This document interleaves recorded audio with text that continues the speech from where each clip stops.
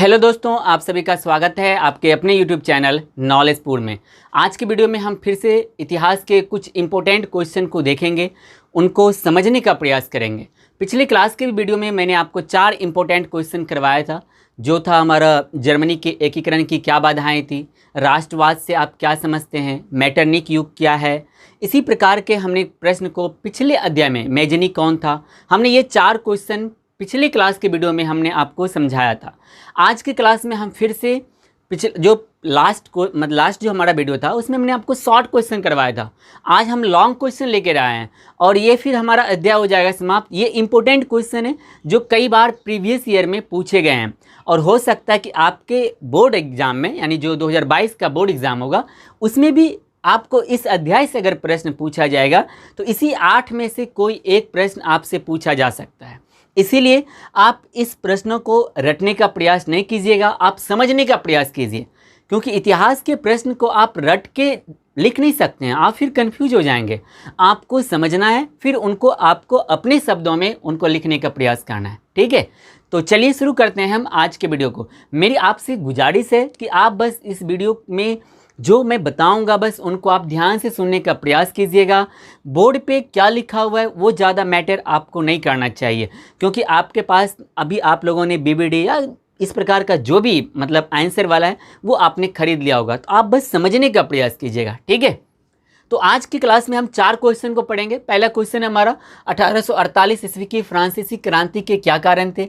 दूसरा है हमारा जुलाई 1830 ईस्वी की क्रांति। फिर हम पढ़ेंगे गैरीवाल्डी के कार्य, उन्होंने गैरीवाल्डी ने क्या सब कार्य किया था, उनको हम देखने का प्रयास करेंगे। और हमारा लास्ट क्वेश्चन जो बहुत ही ज़्यादा इंपॉर्टेंट है, राष्ट्रवाद के उदय का कारण और हम राष्ट्रवाद का क्या प्रभाव पड़ा था, हम उनको देखेंगे। तो चलिए पहले क्वेश्चन से स्टार्ट करते हैं। हमारा पहला क्वेश्चन है 1848 ईस्वी की फ्रांसीसी क्रांति के क्या कारण थे, यानी फ्रांस में जो 1848 ईस्वी में क्रांति हुई थी उनके क्या कारण थे, हम उनको समझने का प्रयास करते हैं। तो आप इनके बारे में कुछ बिंदुओं को बस याद रखिएगा, ये ऊपर नीचे भी हो जाए कोई फर्क नहीं पड़ता है, बस आपको ये इंपॉर्टेंट लाइनें याद रहनी चाहिए, समझ में आना चाहिए।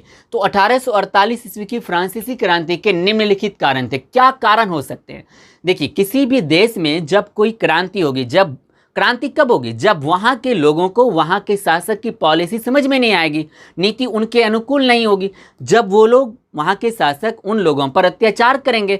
तो कुछ रीजन, बेसिक रीजन होते हैं जिसके कारण किसी भी देश में क्रांति होती है। तो इनके क्या कारण थे? तो पहला था सामाजिक विचारधारा का प्रभाव। 1848 ईस्वी में उस समय तक, यानी जुलाई 1830 ईस्वी में जो क्रांति हुई थी, उनके कारण वहाँ पर अब सामाजिक विचारधारा बहुत ही तेजी से फैलने लगा था। यह एक बेसिक कारण थे जिसके कारण बहुत सारे लोग जागरूक हो गए थे। दूसरा हमारा कारण है देश के शासन में मध्यम वर्ग के प्रभाव से कृषक एवं श्रमिक वर्ग को दूर रखना। यानी 1848 ईस्वी का जो एक और मेजर वजह था वो यह था कि वहाँ पर देश का शासन व्यवस्था, जो देश के मंत्रिमंडल थे, जो देश को चला रहे थे, उसमें से इन लोगों ने क्या किया, मध्यम वर्ग को और मध्यम वर्ग के प्रभाव से इन्होंने कृषक और श्रमिक को दूर रख दिया। जब आप अपने देश के एक बड़ी आबादी को आप शासन व्यवस्था से आप जब उनको दूर रखते हैं तो 100% है कि उनके मन में क्रांति, या फिर उनके मन में वो आपके शासक से नाखुश हो जाएगा, अपने शासक से वो नाराज रहेगा, जिसके कारण वो नाराजगी जब बढ़ जाएगी, बहुत ही ज़्यादा बढ़ जाएगी, तो 100% उस क्षेत्र में क्रांति होगी। तो ये एक बहुत बड़ा रीजन था कि देश के शासन व्यवस्था से मध्यम और वहाँ के कृषक मजदूर, इन लोगों को वहाँ से दूर रखना। उनके बाद और क्या कारण था? तो 1830 ईस्वी के बाद यूरोप में आर्थिक और सामाजिक परिवर्तन भी आया। यानी जुलाई 1830 ईस्वी की क्रांति एक तरीके से हम कह सकते हैं, इन्होंने एक बीज रोप दिया था जो 1848 ईस्वी की क्रांति हो गई, क्योंकि 1830 ईस्वी की क्रांति के बाद ही आपको पूरे यूरोप में आर्थिक और सामाजिक परिवर्तन देखने को शुरू हो गया था। इनके बाद और क्या एक मेजर रीजन था? जनसंख्या बहुत ही ज़्यादा बढ़ रही थी और जनसंख्या बढ़ने के कारण बेरोजगारी बढ़ेगी। जब लोगों के पास रोजगार नहीं होगा तो 100% है कि वो लोग सरकार के खिलाफ आवाज़ें उठाएगी। उनके बाद इतिहासकारों एवं बुद्धिजीवियों की भूमिका। तो वहाँ पे जो फ्रांस में जो इतिहासकार थे, जो बुद्धिजीवी थे, वो लोग भी कहीं ना कहीं समाज को जागरूक कर रहे थे, समाज को अच्छाइयों और बुराइयों से अवगत करा रहे थे, जिनके कारण इन लोगों का भी योगदान रहा कि फिर से 1848 ईस्वी में फ्रांस की क्रांति हो गई। इनके बाद और क्या, औद्योगिक क्रांति। औद्योगिक क्रांति ने भी कहीं ना कहीं 1848 ईस्वी की फ्रांस की क्रांति में अपना योगदान दिया। तो देखिए बेसिक चीज़ है। मान लीजिए आपसे ये प्रश्न पूछ लिया जाएगा 1848 ईस्वी की फ्रांसीसी क्रांति के क्या कारण थे, तो आप बोलिएगा 1848 ईस्वी की फ्रांसीसी क्रांति के निम्नलिखित कारण थे। पहला क्या, जुलाई 1830 ईस्वी के क्रांति के कारण ही फ्रांस में, पूरे फ्रांस में नहीं यूरोप में आर्थिक और सामाजिक परिवर्तन आने लगा। दूसरा कारण हो सकता है सामाजिक विचारधारा का प्रभाव पड़ा। तीसरा कारण क्या हो सकता है, हमारा देश के शासन में मध्यम वर्ग, किसान और मजदूर, इन सबको शासन से दूर रखना। इनके बाद जनसंख्या बढ़ने से बेरोजगारी बढ़ गया। और आप क्या लिखोगे, इतिहासकार एवं बुद्धिजीवियों का भी प्रभाव पड़ा। इनके साथ ही औद्योगिक क्रांति। ये हमारा मूल 6 कारण है जिसके कारण 1830 ईस्वी की क्रांति हुई।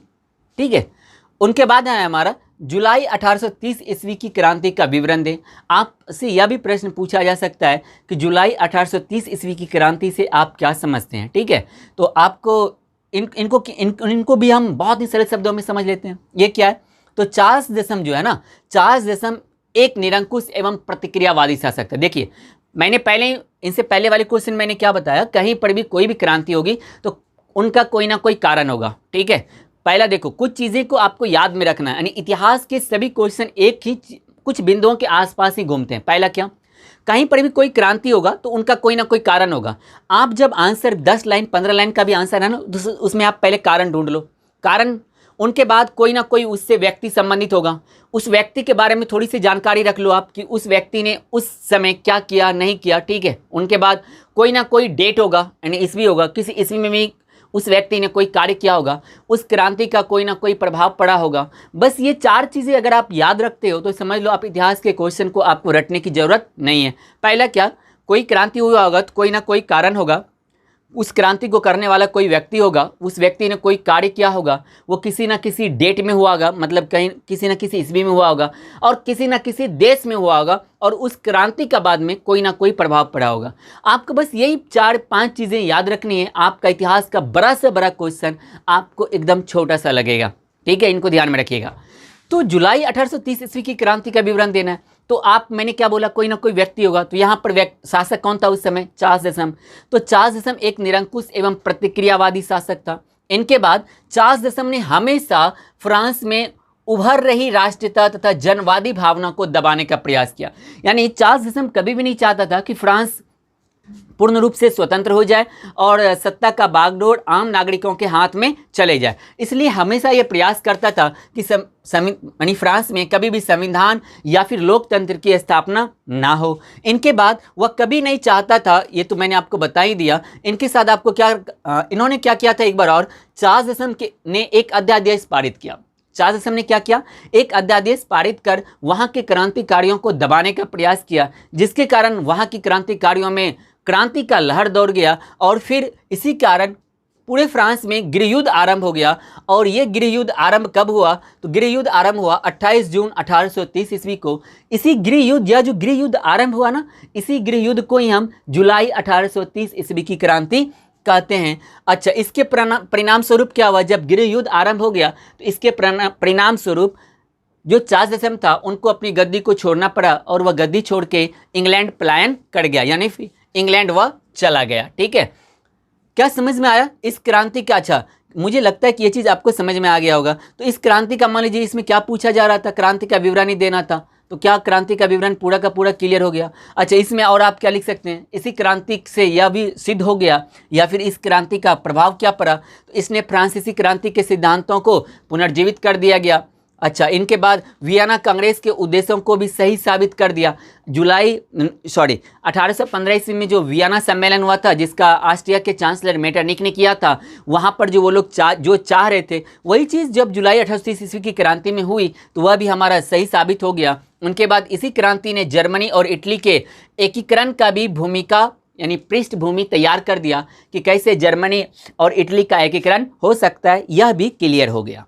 ठीक है, देखो जुलाई 1830 ईस्वी की क्रांति क्या है, तो एक व्यक्ति का नाम आया, चार्ल्स दशम। ये क्या था, बहुत ही ज़्यादा घोर प्रतिक्रियावादी शासक था। यह कभी भी नहीं चाहता था कि फ्रांस में संविधान की स्थापना हो या लोकतंत्र की स्थापना हो। इसके लिए इन्होंने क्या किया, जब वहाँ के लोग आवाज़ उठाने लगे तो इन्होंने उस आवाज़ को दबाने के लिए एक अध्यादेश पारित कर दिया गया। और उस अध्यादेश में मूल रूप से उस अध्यादेश का यह कार्य था कि कोई भी व्यक्ति सरकार के खिलाफ आवाज़ नहीं उठा सकती है, जिसके कारण वहाँ के और ज़्यादा जो लोग थे, जो भी क्रांतिकारी थे, वो नाराज़ हो गए तो क्रांति थोड़ा बड़े स्तर पे बढ़ गया, जिसके कारण फ्रांस में गृह युद्ध आरंभ हो गया। यह घटना हुई 26 जून 1830 ईस्वी को, और इसको ही बाद में 26 जून को हुआ था, तो इसी को ही क्या कहते हैं, जुलाई 1830 ईस्वी की क्रांति कहते हैं। जब क्रांति बहुत बड़े स्तर पर पहुंच गया और जब चार्ल्स दशम को लगा कि उनसे संभलने वाला नहीं है, तो उन्होंने फिर क्या किया, उन्होंने अपनी गद्दी को छोड़ दिया और गद्दी छोड़ के इंग्लैंड चला गया।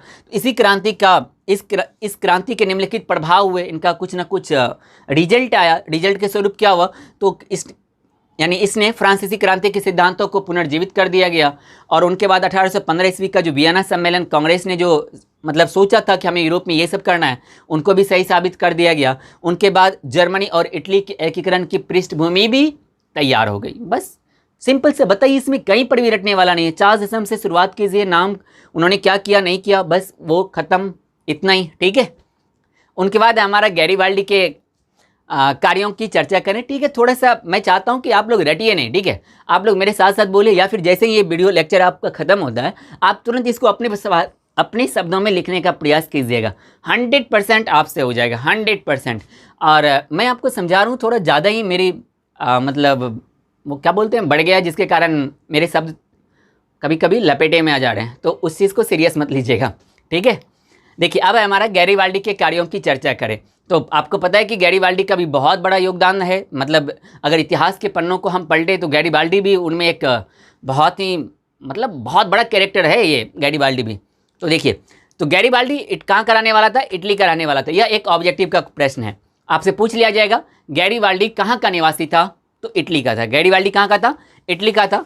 तो गैरीबाल्डी इटली का रहने वाला था। उनके द्वारा किए गए कार्य क्या हैं, निम्नलिखित है। कुछ कार्य है, उनको आपको ध्यान में रखना है।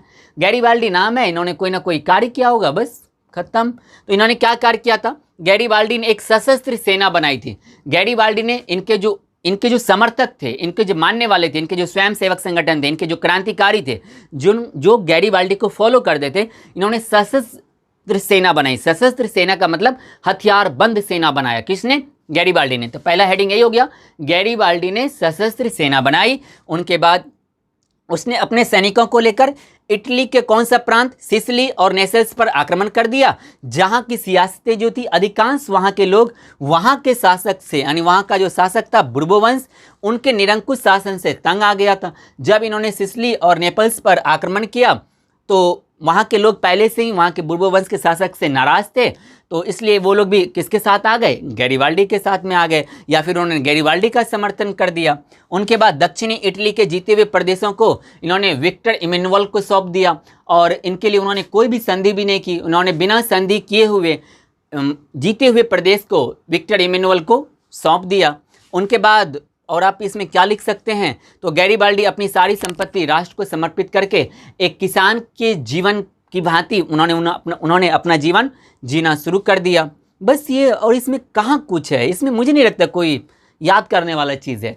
गैरीबाल्डी के कार्यों की चर्चा करें तो गैरीबाल्डी इटली का रहने वाला था, गैरीबाल्डी इटली का निवासी था। उनके द्वारा किए गए कार्य निम्नलिखित हैं। पहला कार्य क्या, तो गैरीबाल्डी ने क्या किया, एक सशस्त्र सेना बनाई। सशस्त्र सेना से तात्पर्य क्या है, हथियारबंद सेना, जिनके पास हथियार हो, है ना, जो अच्छे तरीके से लड़ाई कर सके। उनके बाद इन्होंने गैरीबाल्डी ने क्या किया, इसने अपने सैनिकों को लेकर जो वहाँ का प्रांत था सिसिली और नेपल्स, इन पर आक्रमण कर दिया। और वहाँ का जो पहले से शासक था बुर्बो वंश का, वो बहुत ही ज़्यादा निरंकुश था। जब इन्होंने आक्रमण किया सिसिली और नेपल्स पे, तो वहाँ के लोग भी गैरीबाल्डी के समर्थन में आ गए, या फिर उन्होंने गैरीबाल्डी का समर्थन कर दिया। इनके साथ आप इसमें और क्या बोल सकते हैं, तो दक्षिणी इटली के जितने भी जीते हुए प्रदेश थे, उन सभी को इन्होंने क्या किया, बिना संधि किए हुए वहाँ का जो शासक था विक्टर इमैनुअल, उनको इन्होंने सौंप दिया। उनको सौंपने के बाद गैरीबाल्डी के पास जो भी इनके पास जायदाद थी, जो भी संपत्ति थे, इन्होंने अपनी सारी संपत्ति देश को समर्पित करके एक साधारण किसान की तरह अपना जीवन व्यतीत करने लगे। हो गया खत्म, कोई रटने की जरूरत नहीं है। उनके बाद आपका नंबर 4 प्रश्न, राष्ट्रवाद के उदय के कारण एवं प्रभाव का वर्णन करें। पहले इसमें आपको ये दीर्घ उत्तरीय का प्रश्न है, ठीक है। आपको पहले इसमें राष्ट्रवाद के उदय का कारण बताना है कि राष्ट्रवाद का उदय क्यों हुआ, फिर आपको बताना है कि राष्ट्रवाद का अगर उदय हुआ तो उसका प्रभाव क्या पड़ा, आपको उसके बारे में बताना है। तो देखिए, राष्ट्रवाद के उदय के निम्नलिखित कारण हैं, पहले उनके बारे में हम लोग देख लेते हैं। पहला कारण क्या था?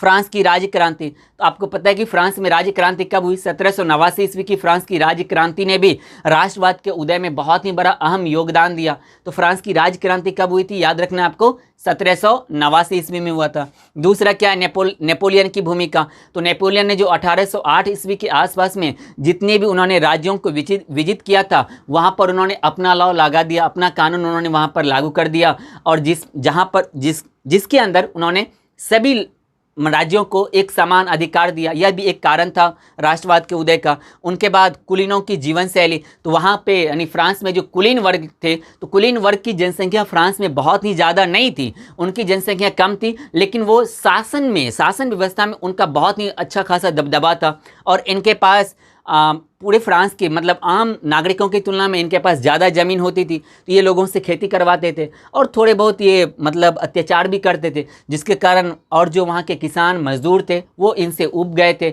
और मध्यम वर्गों को उतना ज़्यादा शासन व्यवस्था में हिस्सेदारी नहीं था, कुलीनों को हिस्सेदारी थी। यह भी राष्ट्रवाद के उदय का एक कारण था।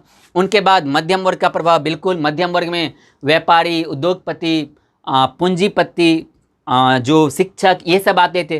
तो इन लोगों ने भी बहुत ही ज़्यादा योगदान दिया, वहाँ के क्रांतिकारियों को इन लोगों ने भी मदद किया। उनके बाद जो बुद्धिजीवी लोग थे उन लोगों ने वहाँ के नागरिकों को जागरूक किया। तो ये मूल हमारा 4 कारण है कि राष्ट्रवाद का जिसके कारण उदय हुआ। इन्हीं को आपको हेडिंग दे के एक एक करके सभी के बारे में लिखना है। आप जैसे फ्रांस की राज क्रांति दोगे तो इनके बारे में 2-3 लाइन लिख दिए, नेपोलियन के बारे में 2-3 लाइन लिख दिए, आपको मध्यम वर्ग के बारे में लिख देना है, कुलीन के बारे में लिखना है। तो अलग अलग करके आपको 2-2 करके अगर 2-2 लाइन भी लिखते हो तो 8 लाइन आपका क्लियर हो गया।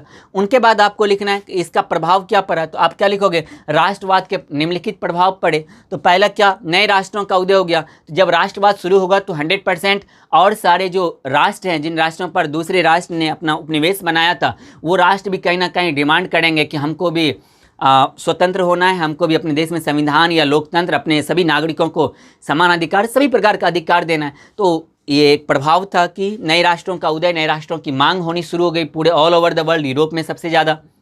उनके बाद एशिया अफ्रीका के उपनिवेश पर भी प्रभाव पड़ा। तो जिन देश एशिया और अफ्रीका कॉन्टिनेंट में, एशिया और अफ्रीका महादेश में जहाँ जहाँ पर भी इंग्लैंड, फ्रांस, जर्मनी, अमेरिका या इन जैसे देशों का जो मतलब यूरोप के जो ताकतवर देशों का जो कब्जा था इन जैसे देशों पर यानी इन एशिया और अफ्रीका के देशों पर जिनको इन लोगों ने उपनिवेश बना के रखा था, तो उन पर भी वो लोग भी उन देशों में भी ये आवाज़ उठने लगी कि हमें भी अपना एक स्वतंत्र देश बनना है, हमें किसी भी देश के अंदर कार्य नहीं करना है, किसी भी देश का हमें उपनिवेश बनकर नहीं रहना है। तो ये इसके बारे में आप लिख सकते हैं। उनके बाद इनका बिल्कुल भारत पर भी प्रभाव पड़ा। राष्ट्रवाद का बिल्कुल फ्रांस की क्रांति जब हुई थी 1789 ईस्वी में, बिल्कुल यहाँ पर भारत में भी उनका प्रभाव देखने को मिला। इसी से फ्रांस की क्रांति से ही प्रभावित होकर भारत में स्पेशली टीपू सुल्तान ने अंग्रेज़ों से बहुत ही ज़्यादा लोहा लिया, उन्होंने बहुत ही ज़्यादा युद्धें लड़ी टीपू सुल्तान ने अंग्रेज़ों से। उनके बाद राष्ट्रवाद का उदय बिल्कुल ही बहुत ही ज़्यादा, ये तो 2 बार हो गया। उनके बाद साम्राज्यवाद को भी बढ़ावा मिला। साम्राज्यवाद को बढ़ावा क्या मिला? तो यहाँ पर जैसे ही और सारे राष्ट्रों में जो राष्ट्र अपना उपनिवेश बनाया था, तो उन राष्ट्रों में एक होड़ से लग गई कि जैसे ब्रिटेन, उस समय सबसे ज़्यादा ब्रिटेन, फ्रांस, स्वीडन, बहुत हद तक डेनमार्क भी, तो जो यूरोप के कुछ देश थे मेजर रूप से हम कह सकते हैं यूरोप के ही देश, तो यूरोप के देश में एक होड़ सी लग गई कि मेरा ज़्यादा से ज़्यादा उपनिवेश होना चाहिए, मेरा ज़्यादा से ज़्यादा उपनिवेश होना चाहिए। इनके कारण क्या हो गया? वो लोग अपनी शक्ति, सेनाएं, ये सब बढ़ाना शुरू कर दिया। तो यह एक प्रभाव था किसका? राष्ट्रवाद का। ठीक है, तो बस यही आपको इनके बारे में भी अगर आप 2-2 लाइन लिखते हैं तो बिल्कुल आपका क्लियर हो जाएगा। तो ये 4 मैंने नीचे राष्ट्रवाद के प्रभाव का हेडिंग दिया और राष्ट्रवाद के कारण का 4 हेडिंग दिया। अगर ये आपको नहीं दिख रहा होगा तो राष्ट्रवाद के उदय के निम्नलिखित उदय का 4 कारण था। पहला फ्रांस की राज क्रांति, दूसरा नेपोलियन की भूमिका, कुलीनों की जीवन शैली, और हमारा क्या? चौथा मध्यम वर्ग का प्रभाव। इनके बारे में आपको अभी जैसे वीडियो खत्म होता है आपको अपने से लिखना है। उनके बाद राष्ट्रवाद के प्रभाव, तो राष्ट्रवाद के प्रभाव के रूप में क्या हुआ? नए राष्ट्रों का उदय हो गया। एशिया अफ्रीका उपनिवेश पर भी प्रभाव पड़ा, भारत पर इनका प्रभाव पड़ा, उनके बाद साम्राज्यवाद को बढ़ावा मिला। इन 8 के बारे में आपको 2-2 लाइन लिखना है, ठीक है।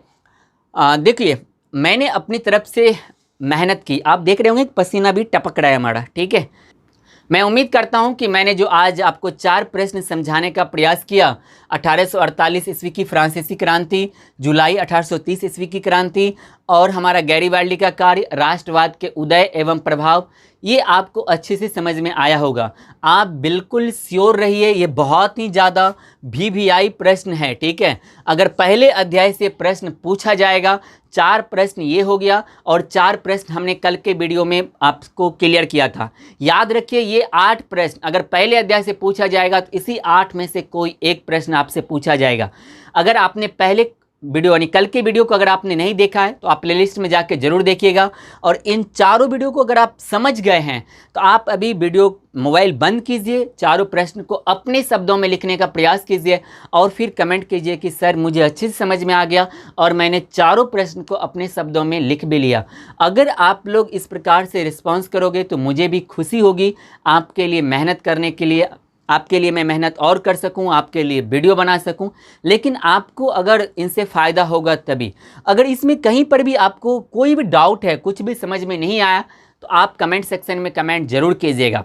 अगर आपको पहले अध्याय के और किसी भी प्रश्न में आपको अगर परेशानी है तो आप उनको ज़रूर कमेंट सेक्शन में नीचे कमेंट कीजिएगा।